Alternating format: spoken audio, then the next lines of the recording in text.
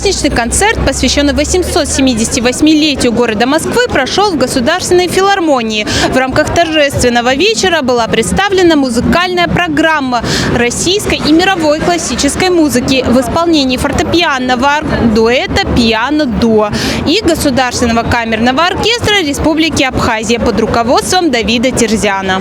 Атмосфера в филармонии была действительно магической. Зал погрузился в мир музыки, а на сцене прозвучали знакомые и любимые композиции. Что особенно поразило, так это исполнение культовых мелодий из известных фильмов и сериалов, таких как «Красавица и чудовище», «Игра престолов», «Гладиатор» и «Пираты Карибского моря».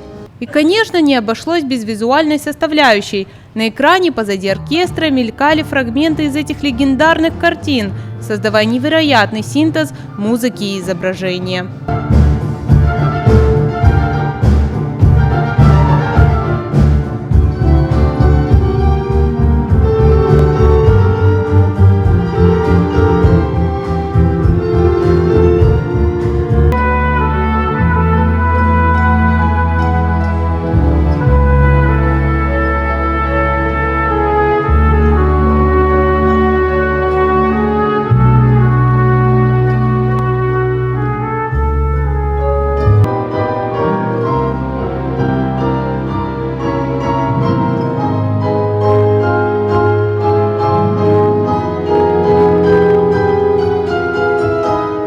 На мероприятии присутствовали премьер-министр Владимир Делба и руководитель администрации президента Беслан Эшба.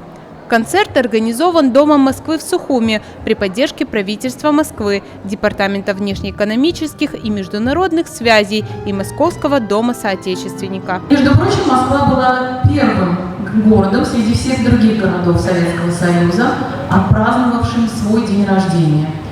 Десятилетия спустя эта традиция стала массовой, и теперь у каждого города есть свой день в календаре общегородских праздников. Есть такой и в Сухуми.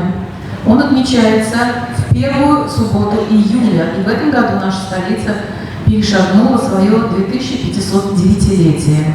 Зал не мог удержаться, аплодисменты не стихали, и зрители стоя выражали свое восхищение артистам, осыпая их цветами. Этот вечер стал по-настоящему ярким и незабываемым событием в культурной жизни столицы Абхазии. Алиса Адлиба, Сандро Облотия, Абаза ТВ.